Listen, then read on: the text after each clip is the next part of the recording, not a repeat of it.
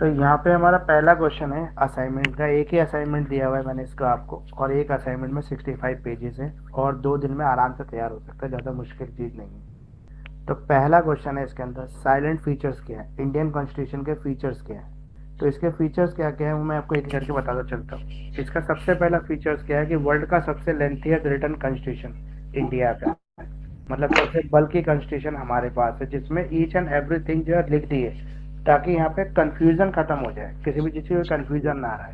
हर चीज़ का हमने ग्रेवेंस भी लिख दिया, तो सोल्यूशन भी लिख दिया कॉन्स्टिट्यूशन में। और हमने हर कॉन्स्टिट्यूशन को पढ़ा है पहले इसको लिखने से पहले, और हर कॉन्स्टिट्यूशन के अंदर जो भी हमें इंपॉर्टेंट लगा वो हमने अपने कॉन्स्टिट्यूशन में अडॉप्ट कर लिया। ठीक है, हमने बहुत सारे सोर्सेज। दूसरा इसका फीचर्स क्या है कि हमने इसको वेरियस सोर्सेज से अडॉप्ट किया है, ये इसका है। तीसरा इसका फीचर है कि इसका प्रेम्बल, प्रेम्बल जो है एक यूनिक फीचर है इस कॉन्स्टिट्यूशन का, जो हमने आयरलैंड के कॉन्स्टिट्यूशन से लिया था। वो इसलिए फीचर्स इसलिए क्योंकि एक जैसे किताब की प्रस्तावना होती है या उसका इंट्रोडक्शनरी पेज होता है, जिसको पढ़ने के बाद हमें ये पता लगता है कि उस किताब में लोग क्या कहना चाहते हैं या उसमें क्या भावना, मूल भावना क्या है उसकी। तो इस तरह से प्रेम्बल हमारे कॉन्स्टिट्यूशन की मूल भावना को बताता है। जो व्यक्ति पूरे कॉन्स्टिट्यूशन, इतने बल्कि कॉन्स्टिट्यूशन को ना पढ़ना चाहे, वो केवल अगर प्रेम्बल को पढ़ ले तो वो क्लियरली डिफाइन कर सकता है कॉन्स्टिट्यूशन में क्या है। जो हमारे प्रेम्बल है उसमें लिखा है कि हम sovereign, socialist, secular, democratic Republic हैं और वेलफेयर ऑफ स्टेट करेंगे। हम सिक्योर करेंगे जस्टिस को, लिबर्टी को, इक्वालिटी को, पीपल, और प्रमोट करेंगे fraternity, dignity of individual, unity, integrity of nation. यानी कि पहली बार हम किसी धर्म को नहीं मानेंगे, हम धर्म के परे हैं, हम सब धर्म वाले हैं, हम डेमोक्रेटिक है, लोकतांत्रिक देश है, हम राज्य की भलाई, राज्य जो है लोगों की भलाई के लिए काम करेगा, इक्वालिटी, एकता के लिए काम करेंगे, सब एक रहेंगे, सबको आज़ादी मिलेगी, सबके अधिकार जो है, सबका सम्मान जो है वो देश में रहेगा, और इंटीग्रिटी, मजबूती हमारी रहेगी। अगर हम, अगला फीचर है इसका है कि हमारे पास डेमोक्रेटिक सिस्टम, अपने अपना माइक थोड़ा म्यूट कर लो। तो हमारे पास क्या है, डेमोक्रेटिक सिस्टम है। डेमोक्रेटिक सिस्टम का मतलब है कि हम किसी किसी राजा का शासन नहीं है हमारे पास जनता का शासन है। हम अपनी गवर्नमेंट खुद चुनते हैं और हमारे नॉमिनेटेड इलेक्टेड रिप्रेजेंटेटिव सरकार को चलाते हैं। अब है India is a republic, India एक रिपब्लिक है। तो रिपब्लिक और डेमोक्रेटिक में बेसिकली फर्क क्या है। तो रिपब्लिक का मतलब ये है कि हम कोई राजा का, मतलब कोई मोनार्क नहीं है, राजा का शासन नहीं है। हमारे यहाँ पे नॉमिनेटेड हेड नहीं होता, हमारे यहाँ पे क्या होता है, इलेक्टेड हेड होता है, जिसे हम प्रेसिडेंट ऑफ इंडिया कहते हैं, जो हर 5 साल में चेंज होता है। इसको हमारे द्वारा चुने गए इलेक्टेड रिप्रेजेंटेटिव चुनते हैं, यानी कि पीपल जो है इनडायरेक्टली अपने प्रेसिडेंट का चुनाव करती है। इसके अलावा हम अमेरिका की तरह यूनाइटेड स्टेट नहीं है, हम यूनियन स्टेट है, हम राज्यों का समूह है। हम राज्य, मतलब यूनाइटेड नहीं, हम राज्यों का गठबंधन नहीं है, हम राज्यों का समूह, सब राज्य मिलकर एक इंडिया को बनाते हैं। इसके अलावा हमारे कॉन्स्टिट्यूशन में हमें फंडामेंटल राइट्स और फंडामेंटल ड्यूटी दी हुई है, जो एक यूनिक फीचर है, मतलब एक यूनिक फीचर है जो अलग तरीके की अपनी वो प्रासंगिकता रखता है, अपनी महत्व रखता है। जैसे हमारे पास 6 फंडामेंटल राइट है, तो इसको एक्सप्लेन करना 6 फंडामेंटल राइट को: right to equality, right to freedom, right against exploitation, right to freedom of religion, culture, educational right, right to constitutional remedies. ये हमारे पास टोटल जो है 6 फंडामेंटल राइट है। इसमें सबसे इम्पोर्टेंट फीचर जो है राइट टू कॉन्स्टिट्यूशनल रेमेडीज है, जिसके अंदर आर्टिकल 32 आता है, जो सुप्रीम कोर्ट को ये पावर देता है कि कहीं पर भी अगर हमारे राइट्स का वायलेशन हो रहा है, चाहे वो गवर्नमेंट कर रही है चाहे कोई व्यक्ति कर रहा है, तो हम उसके अगेंस्ट जो है कोर्ट जा सकते हैं और कोर्ट हमें हमारे अधिकार वापस दिलाए देगी, फंडामेंटल राइट्स। लेकिन फंडामेंटल राइट्स के साथ साथ हमारी कुछ फंडामेंटल ड्यूटीज भी है, क्योंकि विदाउट लिमिटेशंस अगर किसी भी राइट्स को एंजॉय किया जाए तो वो उससे बड़ा मतलब कोई अभिशाप नहीं होता। इस वजह से जो राइट्स है उसके साथ कुछ लिमिटेशंस भी जुड़ी हुई हैं, तो इसलिए फंडामेंटल ड्यूटीज भी है। अब है directive principle of state policy, अगला जो फीचर है इसका, यानी कि हमारे कॉन्स्टिट्यूशन के अंदर राज्य के कुछ नीति निर्देशक सिद्धांत है, डायरेक्टिव प्रिंसिपल है, जो ये बताते हैं कि जो राज्य है वो वेलफेयर ऑफ स्टेट का काम करेगा, वो लोगों की भलाई के लिए कुछ सोशल इकोनॉमिकल रूल्स बनाएगा।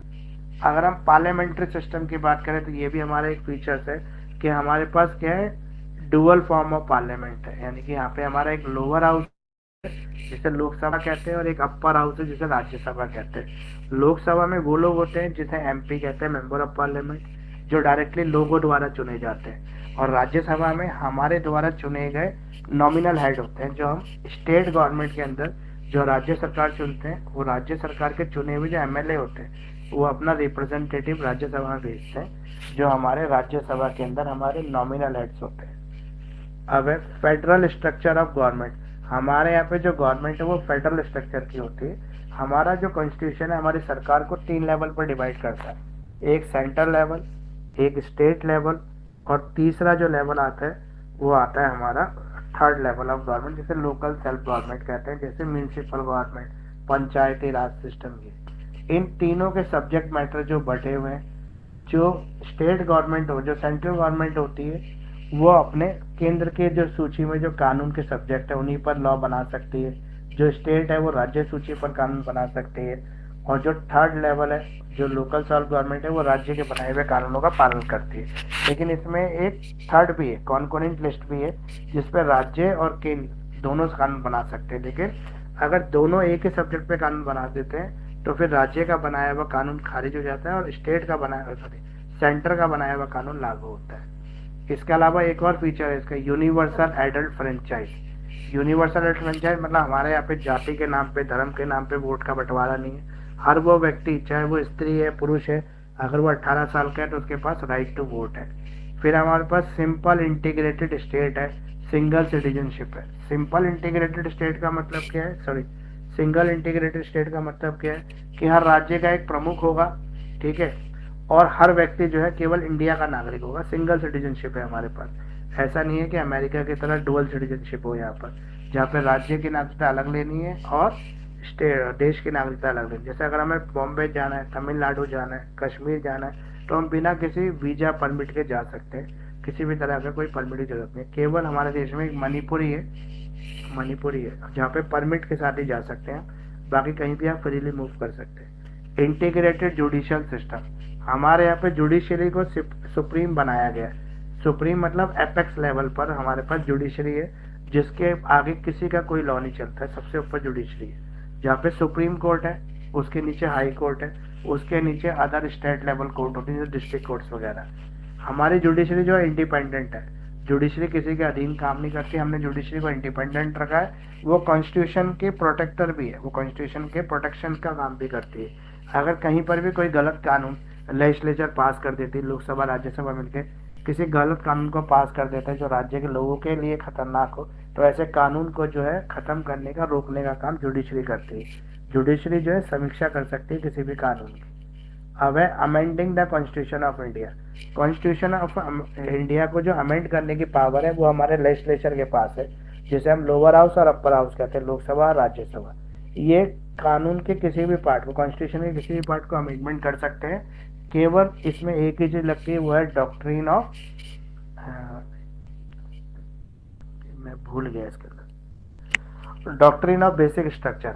डॉक्ट्रिन ऑफ बेसिक स्ट्रक्चर का मतलब ये है कि कॉन्स्टिट्यूशन का जो बेसिक स्ट्रक्चर है उसको नहीं बदल सकते हैं, बाकी कॉन्स्टिट्यूशन में कुछ भी हम चेंज कर सकते हैं, मतलब सरकार कुछ भी बदल सकती है। बेसिक स्ट्रक्चर का मतलब है, जैसे हमने अपने आप को डेमोक्रेटिक कंट्री बोला है, सोवरियन रिपब्लिक बोला है, हम किसी भी धर्म को नहीं मानते, सेकुलर बोला है, तो उन सब चीज़ों को हम चेंज नहीं कर सकते।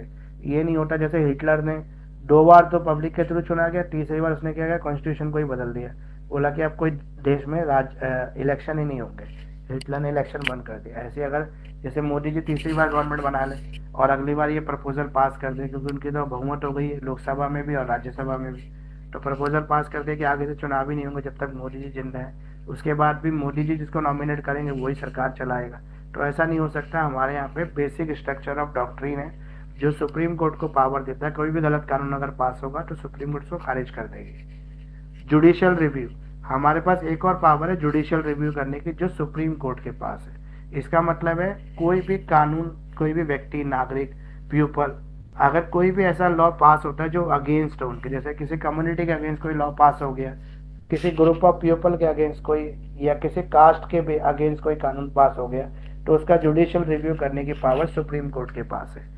बेसिक स्ट्रक्चर डॉक्ट्राइन, इसका मतलब यही है कि आप कॉन्स्टिट्यूशन की मूल भावना को चेंज नहीं कर सकते, उसके बेसिक स्ट्रक्चर छेड़छाड़ नहीं कर सकते, बाकी किसी से भी कर सकते। तो इसमें एक मेन केस जो था वो इंदिरा गांधी वर्सेस राज नारायण का केस था, जहाँ पे कोर्ट ने ये बोला कि बेसिक स्ट्रक्चर ऑफ डॉक्ट्राइन का रूल पास होगा और जो सरकार है उसके पास पावर नहीं है। सरकार को पावर जरूर दे रखी कॉन्स्टिट्यूशन अमेंडमेंट करने की, लेकिन उसके बेसिक स्ट्रक्चर को नहीं बदल सकते।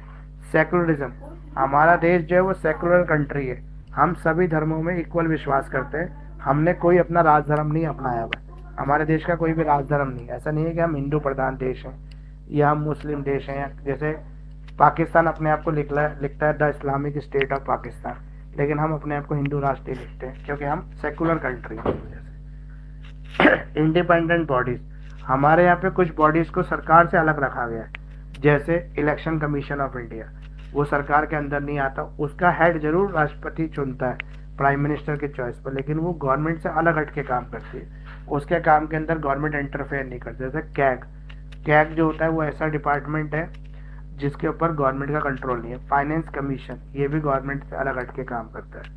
इमरजेंसी प्रोविजन, कुछ इमरजेंसी प्रोविजन को हमारे कॉन्स्टिट्यूशन ऑफ इंडिया में रखा गया है, जो कहता है कि अगर कोई भी एक्सटर्नल थ्रेट, कौन से क्वेश्चन पे हम लोग कौन सा डिस्कस कर रहे हैं अभी? पहले ही क्वेश्चन कर रहे हैं अभी तो। Okay sir. इमरजेंसी प्रोविजन की अगर हम बात करें तो कोई भी ऐसे इमरजेंसी कंडीशन आ जाए, जैसे कोई कंट्री हमारे पर हमला कर दे, कोई देश हमारे पर आक्रमण कर दे, या कोई इंटरनल इमरजेंसी आ जाए, हमारे देश के अंदर ही कुछ लोग जो है बवाल फैलाने लगे, बलवा करने लगे, डंडे लाठी लेके, बंदूकें लेके रिबेलियन कर दे, कोई देशद्रोह वाली कोई एक्टिविटी करते हैं, तो हम इमरजेंसी का प्रोविजन भी जो कॉन्स्टिट्यूशन में कहता है कि सभी सरकारों को खत्म करके फिर देश में राष्ट्रपति शासन लग जाता है, या राज्य के अंदर इमरजेंसी आती है तो राज्यपाल का शासन लग जाता है और सभी गवर्नमेंट खत्म करके इसको खिलाफ एक्शन लिया जाता है। जैसे इंडो चाइना वॉर हुई तो यहाँ पे हमने राष्ट्रपति शासन लगा दिया, तो उस समय कॉन्स्टिट्यूशनल हेड खत्म हो जाते हैं और प्रेसिडेंट ऑफ इंडिया कंट्रोल करने लगता है। अब है 3 टायर गवर्नमेंट। हमारे यहाँ पे एक इम्पॉर्टेंट अमेंडमेंट हुआ था 73rd और 74th अमेंडमेंट। इसके बाद हमने 3rd लेवल ऑफ गवर्नमेंट का शुरू किया, जो गांधी जी का सपना था, जहाँ पे विलेज में पंचायती राज होना चाहिए और शहरों में हमने एमसीडी की सरकार बना दी। तो ये पहला क्वेश्चन हमारा यहाँ पे कंप्लीट हो गया, जिसमें हमने पढ़ा फीचर्स ऑफ कॉन्स्टिट्यूशन। अब आपके कोई डाउट हो इस फर्स्ट क्वेश्चन के अंदर तो अपने डाउट पूछ लो। जो भी कॉन्स्टिट्यूशन ऑफ इंडिया की जो क्वालिटीज है वो हमने बतानी है इस क्वेश्चन के अंदर, उसके मेन फीचर्स बताने। ये क्वेश्चन किसी भी तरीके से पूछ सकता है आपको, 10 में, 20 में और 4 मार्क्स में। उसमें आपको लिखना पड़ेगा, कुछ भी एक चीज पूछ लेगा, चलो नहीं सारी चीजें एक साथ ही आ जाए। उस अगर फीचर्स पूछेगा सारी चीजें लिखनी पड़ेंगी फिर तो कोई डाउट है तो पूछें, तो अगला क्वेश्चन करते हैं। फिर अगला करते हैं सर, अगला करते हैं। फिर अगले क्वेश्चन में हमारा कॉन्स्टिट्यूशन ऑफ इंडिया जो है फेडरल इन फॉर्म है बट यूनिटरी इन स्ट्रक्चर है। एक और इसका क्वेश्चन होता है कि जो यूनियन, जो हमारा कॉन्स्टिट्यूशन है वो आत्मा से तो एकात्मक है, लेकिन फॉर्म में जो है वो यूनिटरी है, मतलब संघात्मक है। मतलब क्या है कि हमारा जो कॉन्स्टिट्यूशन है वो यूनिटरी फीचर्स को लेके चलता है, लेकिन अगर हम देखें तो वो फेडरल नेचर का कॉन्स्टिट्यूशन है हमारा। मतलब इसमें 3 गवर्नमेंट चल रही है, केंद्र सरकार, राज्य सरकार और लोकल सेल्फ गवर्नमेंट, जिसको म्यूनिसिपल गवर्नमेंट कहते हैं, पंचायती राज कहते हैं, वो चल रहा है। लेकिन अगर हम ऊपर से चेक करें तो ये सभी जो है सेंट्रल गवर्नमेंट कंट्रोल कर रही है, मतलब सेंट्रल गवर्नमेंट सबसे मेन पावर है कंट्री की। तो इसलिए हम कहते हैं कि हमारा जो यूनिटरी स्ट्रक्चर है लेकिन फेडरल फॉर्म है। हमने फॉर्मेशन तो फेडरल की बनाई है, लेकिन हम कहते हैं कि हम यूनाइट है, यूनिटरी नेचर के। मतलब सबसे ऊपर सरकार जो है वो कौन सी सरकार है? सेंट्रल गवर्नमेंट है। तो इसको पहले पढ़ेंगे कैसे हम फेडरल है और कैसे यूनिटरी। तो यूजुअली जो कंडीशन होती है कि आप फेडरल है यूनिटरी, उसको चेक करने के लिए आप गवर्नमेंट की फॉर्म ऑफ गवर्नमेंट चेक करते हैं। लेकिन अगर हम इंडिया के कंपैरिजन में देखें तो हमारे पास सेंट्रल गवर्नमेंट है जो सबसे बड़ी पावर है कॉन्स्टिट्यूशन के अंदर। तो ये फेडरल सेटअप भी है यहाँ पर, जैसे अलग अलग राज्य में जो अलग अलग सरकारों का बंटवारा हमने किया है। इसके साथ साथ हमने शक्तियाँ भी बांट रखी हैं। हमने 3 तरह की जो है वो सब्जेक्ट मैटर बना रखे हैं, जहाँ पे हमने पावर का डिवीजन किया हुआ है। जैसे सेंट्रल गवर्नमेंट के लिए अलग सब्जेक्ट है जिसपे वो कानून बनाएंगे, राज्य सरकार के अलग सब्जेक्ट हैं, और सेल्फ गवर्नमेंट के लिए कोई सब्जेक्ट नहीं, लेकिन वो राज्य सरकार द्वारा बनाए गए कानूनों का पालन करती है, क्योंकि वो सबसे बाद में आया है, 73rd और 74 अमेंडमेंट के बाद आया है वो, इसलिए। तो यहाँ पर हम कहते हैं कि जो इंडियन कॉन्स्टिट्यूशन है उसके बारे में अगर हम बात करते हैं, ये क्वासी फेडरल है। मतलब क्वासी फेडरल पूरी तरह से फेडरल नहीं है, लेकिन इसमें फेडरल और यूनिटरी दोनों के फीचर्स है। पहली बात तो आपको ये समझना पड़ेगा कि फेडरल क्या होता है और ये समझना पड़ेगा यूनिटरी क्या होता है। तो यूनिटरी वो होता है जिसमें एक सरकार चलती है पूरे देश के अंदर, वो यूनिटरी है। फेडरल वो होता है जिसमें एक देश के अंदर कई सरकारें काम कर रही होती है। लेकिन हमारे देश के कॉन्स्टिट्यूशन ने हमें यूनिटरी बोला है कि हम यूनिटरी है, लेकिन फेडरल फीचर के साथ यूनिटरी है। मतलब हमारे अंदर अलग अलग सरकारें चल रही है, लेकिन सबसे बड़ी सरकार केंद्र सरकार है। फॉर एग्जाम्पल, अगर हमें चाइना से कोई समझौता करना है, बॉम्बे की सरकार तो जाके नहीं करेगी चाइना से समझौता, इंडियन गवर्नमेंट करेगी। ठीक है, क्यों? क्योंकि हमारी यूनिटरी फीचर हमें मजबूर कर रहा है कि बॉम्बे की सरकार के पास कोई परमिशन नहीं है, जैसे महाराष्ट्र की सरकार के पास कोई परमिशन नहीं है, सेंट्रल गवर्नमेंट को इस तरह के फैसले लेने होते हैं। अब हम इसके फेवर में आर्ग्यूमेंट पढ़ेंगे। Argument in the favour of the Indian constitution is federal, कि ये फेडरल है। फेडरल मतलब बंटवारा हो रखा है यहाँ पे पावर का। तो पहला है डिवीजन ऑफ पावर। हमने पावर का डिवीजन कर रखा है सेंट्रल और स्टेट के बीच में, इसलिए हम फेडरल है। हमारा जो लेजिस्लेचर है वो कहता है कि हम जो है डुअल हाउस ऑफ पार्लियामेंट चलाएंगे, एक लोकसभा और एक राज्यसभा। तो राज्यसभा और स्टेट गवर्नमेंट में हम विधानसभा चलाएंगे, यानी कि एक ही टाइम पे तीन तीन कॉन्स्टिट्यूशन हमारे रन कर रहे हैं। जैसे लोकसभा भी चल रही है, राज्यसभा भी चल रही है, और राज्यों के अंदर जो विधानसभाएं चल रही है। जैसे दिल्ली का अपना एमएलए है, लेकिन दिल्ली के अंदर ही एमपी भी है और दिल्ली के अंदर राज्यसभा मेंबर भी है। तो ये तीनों जो है अलग अलग हाउस के मेंबर हैं और तीनों एक ही साथ चल रहे हैं। तो इसका मतलब फेडरल फॉर्म है हमारे पास, हम तीनों को साथ लेके चल रहे हैं, तो इसे फेडरल कहते हैं। हमारा जो पावर सेंटर है वो तीन हिस्सों में बटा हुआ है। जैसे अगर हम बात करें सेंट्रल गवर्नमेंट किस सब्जेक्ट पे काम करेगी, तो एक्सटर्नल अफेयर पर, जो विदेशी मामले होंगे, देश की सुरक्षा का मामला होगा, ठीक है, उस पर केंद्र सरकार एक्शन लेगी। और जो राज्य सरकार है वो रीजनल मैटर पे काम करेगी, जैसे हेल्थ, लॉ एंड ऑर्डर, इस पे स्टेट गवर्नमेंट काम करेगी। तो हमने बंटवारा कर रखा है डिवीजन का। फिर है सुप्रीमेसी ऑफ कॉन्स्टिट्यूशन। हमारे यहाँ पे सुप्रीम बोल रहे हैं कॉन्स्टिट्यूशन, हमारे यहाँ पे सबसे ऊपर क्या है, कॉन्स्टिट्यूशन है। कॉन्स्टिट्यूशन से ऊपर कुछ भी नहीं है। कहीं पर भी अल्टीमेट डिसीजन कौन लेगा, कॉन्स्टिट्यूशन लेगा। इसलिए हम अपने आप को यूनिटरी कह सकते हैं, क्योंकि यूनिटरी फीचर है कि हम जो है कॉन्स्टिट्यूशन से चल रहा है पूरा देश। फिर है रिजिड और रिटर्न कॉन्स्टिट्यूशन। हमारा जो कॉन्स्टिट्यूशन है वो रिजिड है, उसको बदलना इतना आसान नहीं है, थोड़ा मुश्किल है। जैसे फॉर एग्जाम्पल हमें कोई चेंज करना, जैसे आज जो है सरकार ये सोचे कि हम अपने आप को हिंदू राष्ट्र घोषित कर दें, तो हिंदू राष्ट्र घोषित तो कर सकते हैं, ये हमारे कॉन्स्टिट्यूशन में प्रोविजन है। लेकिन घोषित करने के लिए हमें क्या करना पड़ेगा, इसके लिए हमें क्या करना पड़ेगा, सबसे पहले हमें लोअर हाउस में प्रपोजल पास करना पड़ेगा। लोअर हाउस मतलब लोकसभा, जहाँ पे अभी केंद्र सरकार की मेजोरिटी है, आराम से बिल पास हो जाएगा। फिर बिल जाएगा कहाँ पे, राज्यसभा में। तो राज्यसभा में भी इस समय जो है केंद्र सरकार की मेजोरिटी होगी। काफी सारे राज्यों में जो है बीजेपी की सरकार है, इस वजह से तो राज्यसभा का मेंबर होता है, 6 साल के लिए चुना जाता है। तो राज्यसभा में बिल पास हो गया। अब हमने कॉन्स्टिट्यूशन पढ़ना शुरू किया, तो क्या अब हम अपने देश को चेंज कर सकते हैं हिंदू राष्ट्र? तो हमारा कॉन्स्टिट्यूशन कहेगा नहीं। अगर आपको किसी भी बेसिक फीचर को चेंज करना है तो आपको स्पेशल मेजोरिटी चाहिए, यानी कि आप जितने भी राज्य हमारे देश के, उन सब राज्यों में से 50% राज्य इसका समर्थन करें। मतलब 50% जो विधानसभाएं हैं वो इस प्रपोजल पे अपनी मोहर लगाएं, पास करके दे अपने राज्य से, तब हम अपने आप को हिंदू राष्ट्र घोषित कर सकते हैं। अगर हम देखें हमारे पास 32 स्टेट है, तो 16 राज्यों को इसका समर्थन करना पड़ेगा। तो यहाँ पर बीजेपी थोड़ी कमजोर हो जाती है। तो 16 राज्यों में बीजेपी की सरकार नहीं है, तो इसलिए वो पास नहीं करा पाएगी। लेकिन अगर जिस दिन हो गया तो उस दिन ये भी काम कर सकते हैं, क्योंकि लेजिस्लेशन ही अपना इलाज भी बता रहा है, कॉन्स्टिट्यूशन अपनी दवाई भी खुद दे रहा है कि अगर आपको इस तरह का काम करना है तो आपको ये प्रोविजन पास करने होंगे। लेकिन अगर मान लो ये कर देता है तो फिर सुप्रीम कोर्ट इसको रोक सकती है, बेसिक स्ट्रक्चर ऑफ डॉक्ट्रिन लगाकर, कि भाई आधारभूत भावना को आप चेंज नहीं कर सकते, क्योंकि हमने अपने कॉन्स्टिट्यूशन के प्रेम्बल में क्लियर लिखा हुआ है कि हम सेकुलर कंट्री। जैसे इसी तरह से अगर ये मोनार्की लाना चाहे, मतलब एकात्मक शासन लाना चाहे, और ये डेमोक्रेसी खत्म करें कि आप वोट ही नहीं होगा, हर 5 साल में वोट ही नहीं पड़ेगा, जो सरकार चल रही है वही चलती रहेगी जब तक सरकार के खिलाफ अविश्वास ना आए तब तक।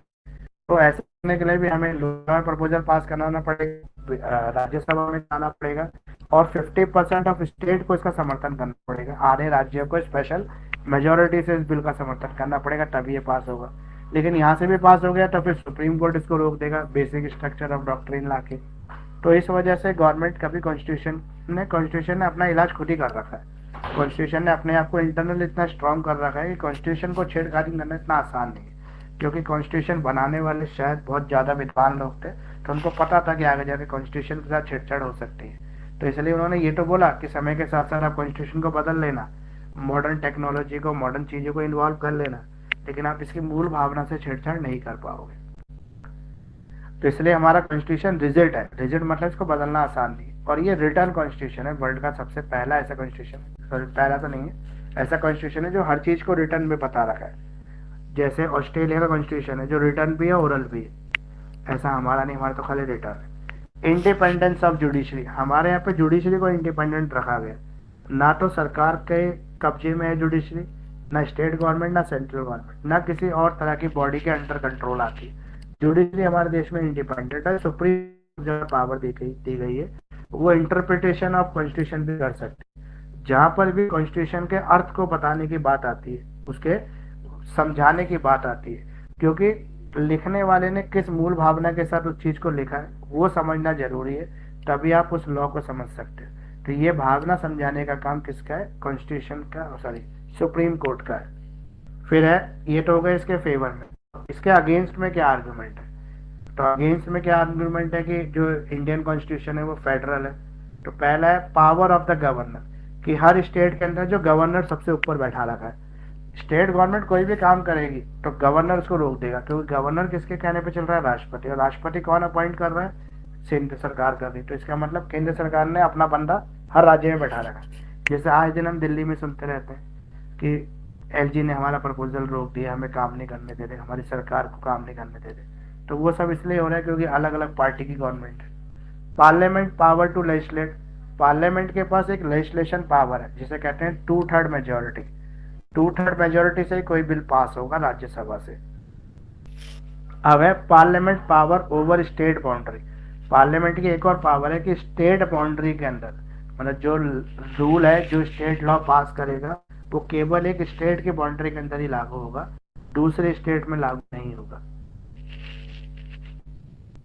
अब है इमरजेंसी प्रोविजन। हमारे यहाँ पे आर्टिकल 352 है जो एक इमरजेंसी प्रोविजन के बारे में बताता है कि जब भी कोई इंटरनल या एक्सटर्नल इमरजेंसी आएगी तो जो बॉडी है, एग्जीक्यूटिव बॉडी, वो नेशनल इमरजेंसी अनाउंस करने के बाद राष्ट्रपति शासन लग जाएगा पूरे देश के अंदर, और सारी जितने भी गवर्नमेंट है वो डिसॉल्व हो जाएंगे, चाहे वो स्टेट गवर्नमेंट हो चाहे वो सेंट्रल गवर्नमेंट।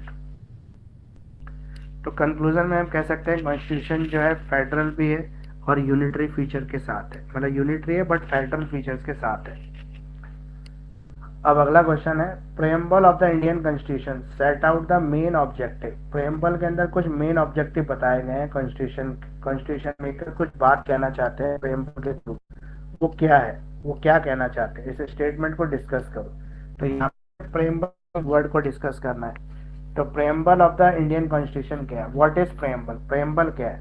तो प्रेम्बल क्या है? एक इंट्रोडक्शनरी स्टेटमेंट है, एक डॉक्यूमेंट है जो एक्सप्लेन करता है आपके डॉक्यूमेंट फिलॉसफी या ऑब्जेक्टिव को। हमारा जो कॉन्स्टिट्यूशन है वो कॉन्स्टिट्यूशन बनाने वाले के इंटेंशन को बता रहा है कि जो फ्रेमर ऑफ कॉन्स्टिट्यूशन है उनकी इंटेंशन क्या है, वो प्रेम्बल है।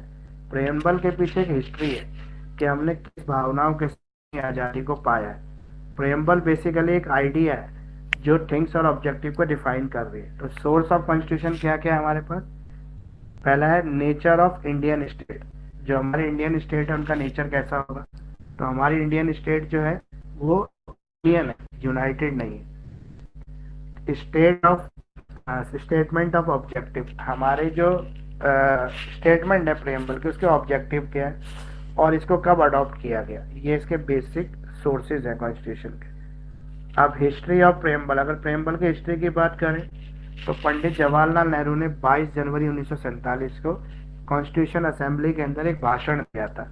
उस भाषण में उन्होंने कुछ चीजें बताई थी कि हमारा कॉन्स्टिट्यूशन कैसा होना चाहिए या इंडियंस की मूल भावना क्या है। उसी को आधार बनाकर हमारे कॉन्स्टिट्यूशन बनाने वालों ने इसको प्रेम्बल के रूप में अडॉप्ट कर लिया बाद में जब कॉन्स्टिट्यूशन बना, क्योंकि नेहरू जी की भी ये भावना थी, वो ये कहना चाहते थे कि जो हमने उस समय सपना देखा था उस सपने का कहीं ना कहीं दर्शन हमारे कॉन्स्टिट्यूशन में होना चाहिए।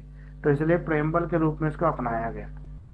तो कॉन्स्टिट्यूशन जो है इसके जो है एक language is founded the ambiguity, मतलब एक तरह की इससे लैंग्वेज बनाई गई प्रेम्बल की ताकि उस भावना को प्रदर्शित किया जा सके। अब प्रेम्बल के अंदर क्या क्या आता है, कंपोनेंट ऑफ प्रेम्बल।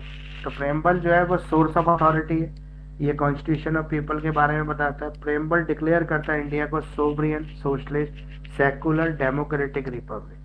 मतलब हम डेमोक्रेटिक रिपब्लिक कंट्री तो है, साथ साथ हम सोवरियन भी हैं, सोशलिस्ट भी हैं, सेकुलर भी हैं। सोवरियन मतलब हमारे पर किसी और का कोई शासन नहीं है, हम अपने राजा खुद हैं। हम सोशलिस्ट हैं, हम सामाजिक लोग हैं। हम सेकुलर हैं, हम किसी धर्म में विश्वास नहीं करते, सब धर्म वाले हैं। हम डेमोक्रेटिक हैं, हम जनता के शासन में विश्वास कर रहे हैं। तो प्रेम्बल जो है वो जस्टिस, लिबर्टी, इक्वालिटी, ये इसके सोर्स हैं प्रेम्बल।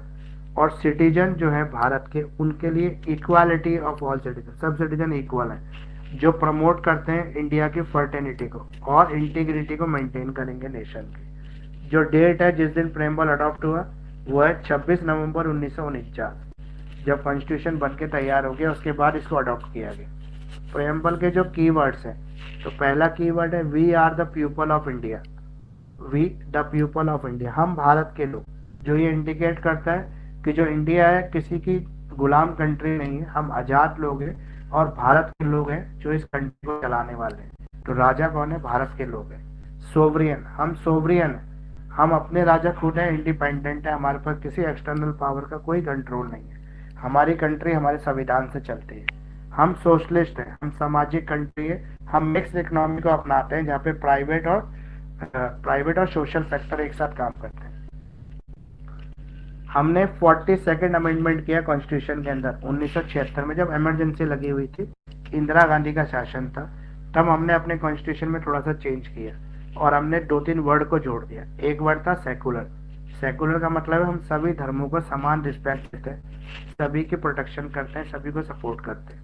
दूसरा वर्ड जो हमने अपनाया वो ये कब हुआ था? 42वें कॉन्स्टिट्यूशन अमेंडमेंट में हुआ था 1976 में। दूसरा वर्ड जो हमने अपनाया वो अपनाया डेमोक्रेटिक, कि हम डेमोक्रेटिक कंट्री, मतलब हम कॉन्स्टिट्यूशन के थ्रू अपने देश को चला रहे हैं और उस कॉन्स्टिट्यूशन की जो अथॉरिटी है वो पीपल है, भारत के लोग हैं, जो इलेक्शन के थ्रू अपने नॉमिनल हेड को चुनते हैं। रिपब्लिक, हम रिपब्लिक कंट्री है, हमारे पर किसी का कोई शासन नहीं। हम प्रेसिडेंट, हमारा जो प्रेसिडेंट है भारत का वो इलेक्टेड हेड है, वो चुनाव के द्वारा आता है, वो वंशज के द्वारा नहीं, जैसे राजा का बेटा राजा, उसका बेटा राजा, ऐसा नहीं। हर 5 साल के लिए हमारा नया हेड आता है जिसे हम खुद चुनते हैं। ऑब्जेक्टिव क्या है इंडियन कॉन्स्टिट्यूशन के?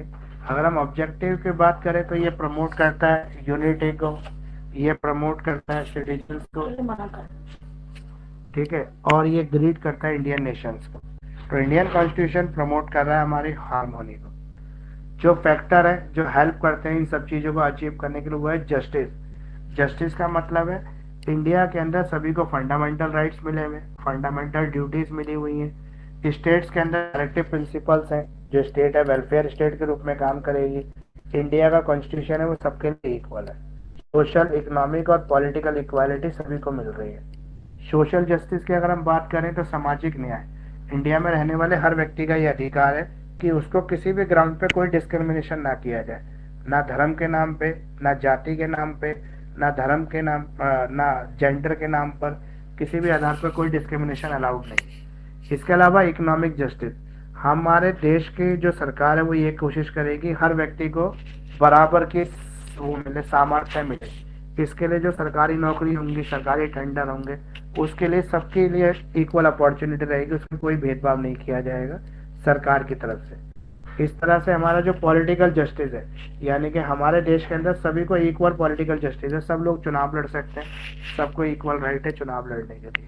इसमें कोई धर्म के नाम पे, जाति के नाम पे कोई भेदभाव नहीं होगा, हम सब इक्वल है। यहाँ पे इक्वालिटी को प्रमोट करने का काम है। लिबर्टी, हमारे पास पूरी आज़ादी है, अपने पॉलिटिकल फ्रीडम भी है हमारे पास स्पीच एंड एक्सप्रेशन की भी फ्रीडम है, हर लिबर्टी हमें मिली हुई है।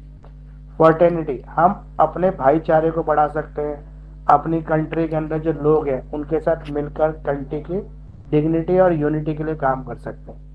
इम्पोर्टेंट ऑब्जेक्टिव क्या है हमारे भारत के, कि वो है फर्टेनिटी, लिबर्टी और इक्वालिटी, ताकि नेशन जो है वो हैप्पीली एक दूसरे के साथ काम करे। Liberty can not be divorce from equality, liberty को हम अलग नहीं कर सकते इक्वालिटी से। अगर आपको आज़ादी चाहिए तो समानता भी साथ होनी चाहिए, समानता के साथ ही आज़ादी का मतलब।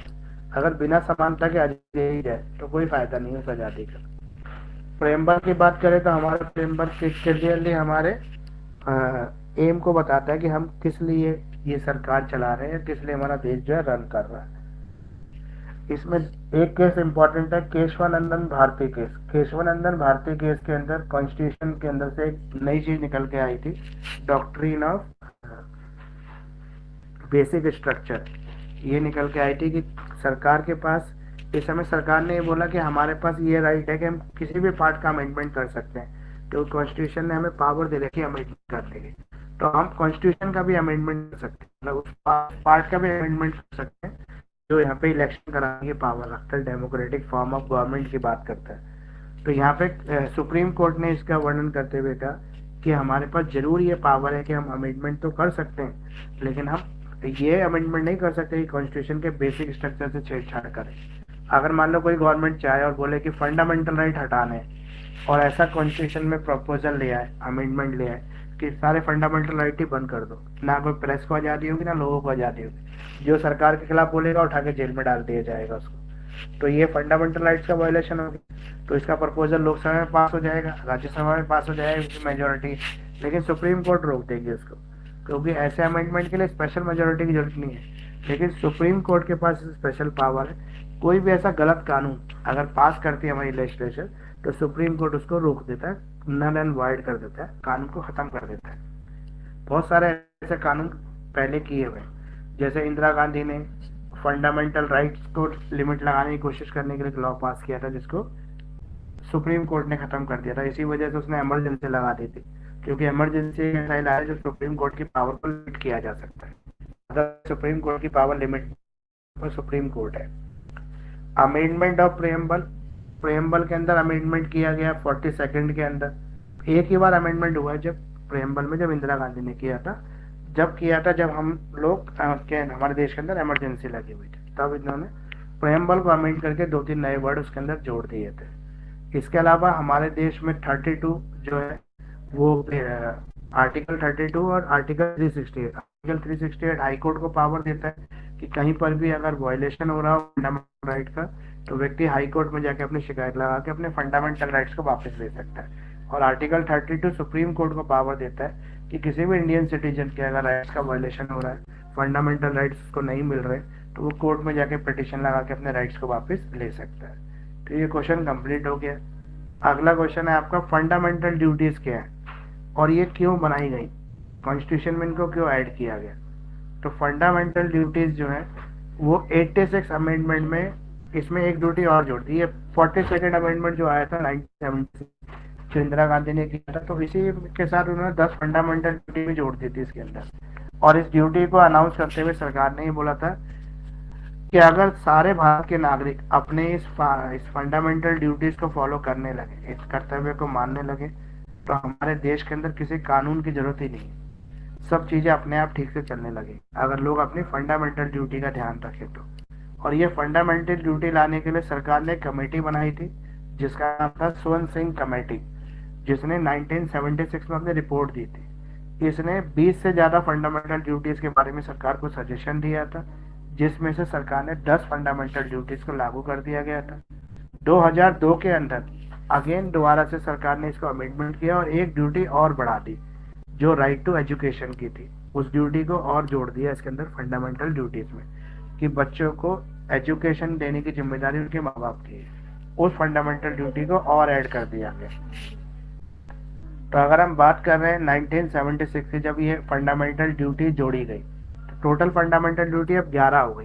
पहली ड्यूटी क्या है कि हमें अपने कॉन्स्टिट्यूशन का सम्मान करना चाहिए, हमें अपने कॉन्स्टिट्यूशन के जितने आइडियल्स है, जैसे हमारा नेशनल फ्लैग, हमारा नेशनल एंथम है, हमारा नेशनल सिंबल है, इन सब चीज़ों का हमें मान सम्मान करना चाहिए, उनकी पूरी इज्जत करनी चाहिए। Cherish follow the noble idea that inspire the national struggle and freedom. जो भी हमारे स्वतंत्रता संग्राम से जुड़े हुए लोग हैं, कहानियाँ हैं, उनको हमें अच्छे से सम्मानित रूप से सुनना चाहिए और सम्मान के साथ देखना चाहिए, मतलब क्रिटिसाइज नहीं करना चाहिए। Uphold and protect the sovereignty, unity and integrity of India. हमें भारत की एकता, अखंडता को बनाए रखने की कोशिश करनी चाहिए, ऐसा कोई काम नहीं करना चाहिए जो उसके खिलाफ हो, जिससे ये प्रभावित होती है। हमें सर इन डिफरेंट। ड्यूटीज को एज इट इज लैंग्वेज में लिखना होगा क्या, जैसे ये हाँ, एक वैसे वर्ड्स ऐसे में लिख लिखना दो तो होगा? ज्यादा अच्छा है, नहीं तो अपने तरीके से भी लिख सकते हो, चेंज अगर करके वर्ड्स आगे थोड़ा बहुत। पीछे हो जाते हैं तो चलेगा क्या? ड्यूटीज आगे पीछे हो जाए तो चल जाएंगी, ऐसा सीक्वेंस की कोई और जरूरत नहीं। वर्ड्स वर्ड्स अगर थोड़ा सा सेम। नहीं, वर्ड्स आगे पीछे करके तो मीनिंग चेंज हो जाएगा ना, सेंटेंस का मीनिंग नहीं ओ, चेंज, ओ, मीनिंग वही रखना है। ओ,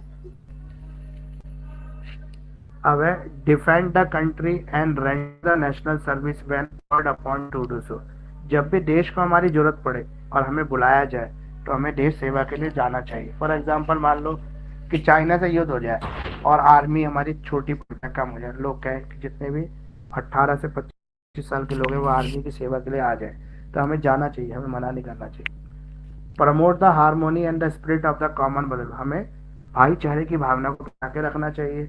हमें सभी धर्मों को, सभी भाषाओं को, सभी रीजनल जो हमारे कस्टम्स हैं उनको बराबर सम्मान देना चाहिए।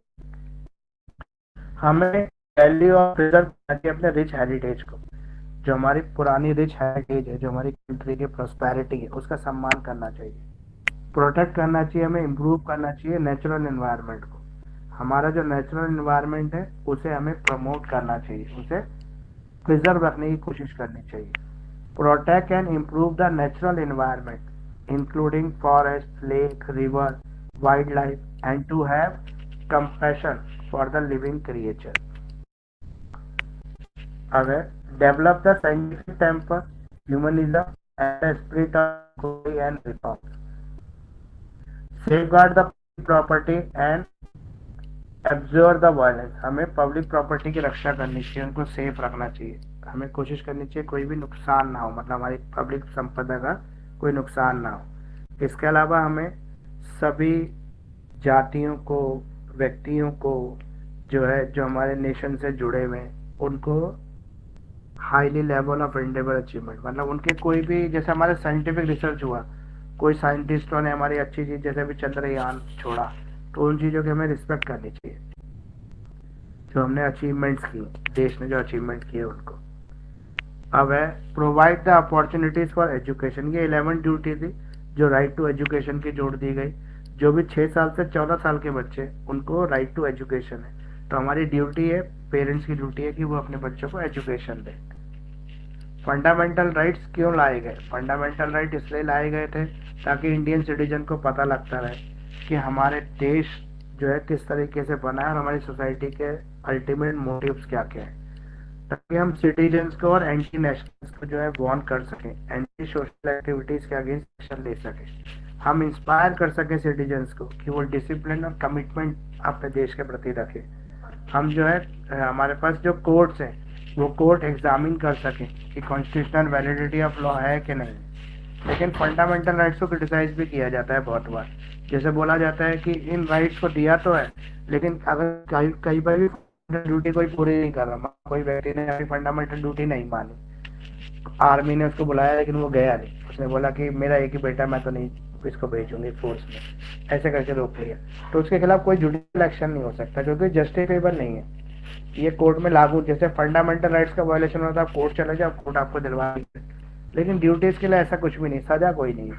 ड्यूटी मानो या ना मानो, ये आपकी मॉरल ड्यूटी है, आपकी मर्जी के ऊपर डिपेंड कर रहा है। मान लो तो अच्छा, नहीं माना तो मत मानो। इसके अलावा सोरेन सिंह कमेटी ने तो बहुत सारी और भी ड्यूटीज के बारे में बात की थी, उनको नहीं लागू किया गया, केवल 10 ड्यूटी को लागू किया। जैसे उन्होंने बताया था कि जो ये पनिशमेंट्स होती है, ये जो हमने जेल में रखने का जो रूल बना रखा है, इसको चेंज करना चाहिए क्योंकि इसकी वजह से क्रिमिनल्स और ज़्यादा बढ़ते हैं, लेकिन ऐसा नहीं किया गया। उन्होंने ये भी बोला था कि जो कैपिटल पनिशमेंट का प्रोविज़न है उसको भी एक बार चेक करना चाहिए, उसको भी कंट्रोल करना चाहिए, लेकिन वो भी अभी तक बंद नहीं हुआ, वो भी चल ही रहा है।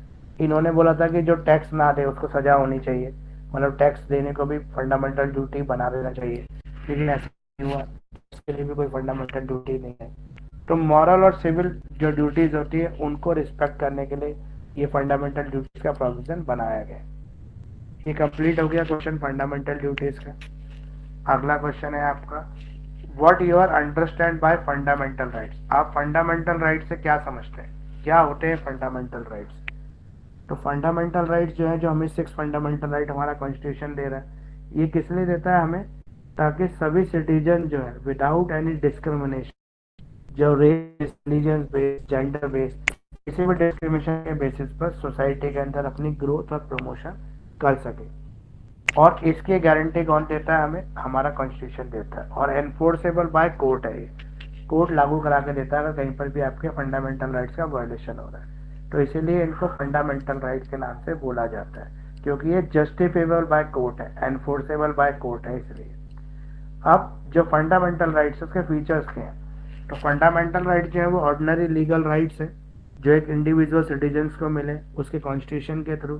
ठीक है, ये जो है सुप्रीम कोर्ट के थ्रू जो है जस्टिफेबल है, लागू करवाए जा सके कोर्ट के। ये सभी सिटीजन्स को मिलते हैं, सभी सिटीजन्स के ऊपर समान रूप से लागू हैं। ये सभी जो सिटीजन है भारत के, उनको public morality, state security, decency, friendly relation with foreign countries, इसका सम्मान करने के लिए दिया गया है। और ये जस्टिफेबल है, ये एम्प्लाई कर जाता है, इम्प्रोसेबल किए जाते हैं कोर्ट के थ्रू। सुप्रीम कोर्ट में डायरेक्टली इसके लिए कंप्लेंट जा सकती है। ठीक है, हमारा जो कॉन्स्टिट्यूशन है उसमें कई सारे अमेंडमेंट हुए हैं, लेकिन उस अमेंडमेंट के बाद भी फंडामेंटल राइट्स के अंदर कोई चेंजेस नहीं है। मतलब इसको अमेंड जरूर कर सकते हैं, फंडामेंटल राइट्स को अमेंड कर सकते हैं, लेकिन ख़त्म नहीं कर सकते, इसको एंड नहीं कर सकते। ये एक हमारे कॉन्स्टिट्यूशन का जो फीचर है जो फंडामेंटल राइट्स को ख़त्म होने से रोकता है। हमारे कॉन्स्टिट्यूशन ने इसको आर्टिकल 20 और 21 में गारंटी दिया है फंडामेंटल फ्रीडम का। सर एक फंडामेंटल राइट खत्म किया था ना, प्रॉपर्टी टू राइट। हाँ, वो खत्म किया था, वो तो कोर्ट ने खत्म कर दिया ना, सुप्रीम कोर्ट ने। उसमें ये था कि एक प्रॉपर्टी थी जो ट्रस्ट की थी, उस ट्रस्ट की प्रॉपर्टी को गवर्नमेंट ने एक्वायर कर लिया। इस वजह से कर लिया कि वहाँ पे रोड बनाना था, हाईवे बनाना था, तमिलनाडु की थी। केशवानंदन भारती वाला ही केस है वो। उसमें क्या था कि एक ट्रस्ट थी, एक में साधु सन्यासी का लैंड था जहाँ पे उनका वो चल रहा था, क्या कहते हैं उसको, साधु सन्यासी को क्या चलता है, आश्रम। आश्रम, आश्रम का लैंड था वो। तो हाईवे के रोड के मैप में आ रहा था, सरकार ने क्या किया, उस हाईवे के तो ले लिया और बाढ़ लगा दी, उनके लैंड का मुआवजा दे दिया, उनको कम्पनसेशन दे दिया। लेकिन उनका ये था कि हमारी जो लैंड उन्होंने, लेकिन फिर भी उन्होंने कोर्ट में अपना ये क्या एप्लीकेशन लगा दी कि जो ट्रस्ट है वो एक कॉर्पोरेट लीगल बॉडी है, मतलब एक सेपरेट लीगल एंटिटी, अलग अस्तित्व रखती है, उसके राइट टू प्रॉपर्टी का वायलेशन हुआ है, फंडामेंटल राइट को छीना गया है। तो जो कॉन्स्टिट्यूशनल बॉडी है, सेपरेट लीगल एंटिटी है, तो वो कोर्ट में केस कर सकती है। तो सुप्रीम कोर्ट ने इसको सुनते हुए ये बोला कि फंडामेंटल राइट्स को गवर्नमेंट को सजेशन दिया, इसको हटा देना चाहिए, वरना इस तरह के केसेस और आते रहेंगे। तो कोर्ट ने बोला कि किसी भी पब्लिक कॉज के लिए किसी पर्सनल प्रॉपर्टी को अगर ले लिया जाए तो वो वायलेशन नहीं है फंडामेंटल राइट, क्योंकि एक व्यक्ति के राइट को जाने से बहुत सारे व्यक्ति को फायदा होता है। तो इस वजह से सोसाइटी को जब बेनिफिट होता है तो फंडामेंटल राइट को लिया जा सकता है, लेकिन इसको बेस करके और भी बहुत सारी चीजें बन सकती थी, इसलिए कोर्ट ने सजेशन दिया गवर्नमेंट को कि इस राइट को खत्म कर दिया जाए। उसके बाद फिर उन्होंने अमेंडमेंट कर इस राइट को खत्म कर दिया, और उसका विरोध नहीं किया कोर्ट ने, क्योंकि कोर्ट के सजेशन पर ही ऐसा हुआ था। इसलिए राइट को हटाया गया था, राइट टू प्रॉपर्टी। तो जो फंडामेंटल राइट है जो हमें कॉन्स्टिट्यूशन देता है, जो गवर्नमेंट देता है हमें, उसके अंदर हमें एक चीज याद रखनी चाहिए कि जो फंडामेंटल राइट है ये जस्टिस और इक्वालिटी के बेस पर होते हैं, यानी किसी एक पर्टिकुलर पर्सन के लिए, एक पर्टिकुलर रिलीजन के लिए नहीं होते, ये सोसाइटी एज अ होल के लिए होते हैं, जो सेफ गार्ड करते हैं हमारी फ्रीडम को, हमारी पर्सनल लिबर्टी को, सिटीजन्स की। ठीक है, जो अनडेमोक्रेटिक रूल से हमारी कंट्री को प्रोटेक्ट करते हैं, बचाते हैं, इसलिए फंडामेंटल राइट दिए गए। अब फंडामेंटल राइट क्या स्टेट के अगेंस्ट होते हैं? Are fundamental right against the state? तो यस, ये स्टेट के अगेंस्ट होते हैं, क्योंकि ये जस्टिफेबल है, क्योंकि स्टेट भी इनको वायलेट नहीं कर सकती। अगर स्टेट भी इनको छीन लेती है तो सुप्रीम कोर्ट में जाके व्यक्ति एप्लीकेशन लगाएगा आर्टिकल 32 के अंदर, और सुप्रीम कोर्ट उसके राइट वापस दिलवा देगी उसको। तो इसलिए जस्टिफेबल है, ये राइट स्टेट के अगेंस्ट है। अब जो आर्टिकल 12 है हमारे पास कॉन्स्टिट्यूशन का, पार्लियामेंट का, जो लेजिस्लेचर और स्टेट को पावर देता है, लोकल अथॉरिटी को पावर देता है कि वो जो फंडामेंटल राइट है उनको लागू करे। आर्टिकल 13 जो वो स्ट्रेंथ देता है कॉन्सेप्ट ऑफ फंडामेंटल राइट को। आर्टिकल 15 जो है वो कहता है कि कुछ राइट सिटीजन्स को मिलते हैं और कुछ राइट सभी को मिलते हैं। कुछ राइट जो है वो ये कहते हैं कि किसी भी तरह का डिस्क्रिमिनेशन को नहीं होना चाहिए, caste base, religion base, place base, birth base, इस तरह का कोई भी रिलीजन ना हो, तो डिस्क्रिमिनेशन से प्रोटेक्ट कर रहे हैं। आर्टिकल 17 कहता है हमारा एबोलिशन ऑफ अनटचेबिलिटी, छुआछूत को बंद करना है। ये फंडामेंटल राइट नहीं है, फंडामेंटल राइट के ग्राउंड्स हैं ये सारे, जिसकी वजह से फंडामेंटल राइट लागू होते हैं। आर्टिकल 23 कहता है ये प्रोहिबिट करता है ह्यूमन ट्रैफिकिंग को, कि मानवों का तस्करी ना की जाए। जैसे लोगों की तस्करी करते थे ना पहले, मानव तस्करी वो बंद हो गई अब। फोर्स लेबर, जबरदस्ती काम नहीं कराया था किसी से। आर्टिकल 24 कहता है कि कोई भी एम्प्लॉयमेंट है जहाँ पे बच्चों को लगाया जा रहा है फैक्ट्री में और जो रिस्की प्लेस है, वहाँ पे इस तरह की चीज को प्रोहिबिट किया जाएगा, इस पर रोक लगाई जाएगी। तो हाई कोर्ट जो है आर्टिकल 226 और सुप्रीम जो है आर्टिकल 32 के अंदर फंडामेंटल राइट्स के वायलेशन को रोक सकता है। भीमराव अंबेडकर ने एक बात कही थी कि right as a heart and the soul of constitution. अगर कॉन्स्टिट्यूशन का कोई दिल है और उसकी जो आत्मा है, तो ये फंडामेंटल राइट ही उसकी आत्मा नहीं, आर्टिकल 32 है उसकी आत्मा। क्यों? क्योंकि ये फंडामेंटल राइट्स को और सरकार को गलत काम करने से रोकता है, इसीलिए आर्टिकल 32 सबसे इम्पोर्टेंट है कॉन्स्टिट्यूशन के अंदर। कभी भी आपको फंडामेंटल राइट्स को अमेंड करना है तो हाउस ऑफ पार्लियामेंट के पास पावर है कि वो स्पेशल मेजोरिटी से इसको अमेंड कर सकती है, लेकिन इसकी बेसिक स्ट्रक्चर ऑफ डॉक्टर्स की मूल भावना को चेंज नहीं कर सकती। किसी भी राइट को थोड़ा बहुत बढ़ा सकती है, लेकिन ज्यादा चेंज करने की पावर सरकार के पास भी नहीं है। तो ये भी क्वेश्चन आपका कंप्लीट हो गया।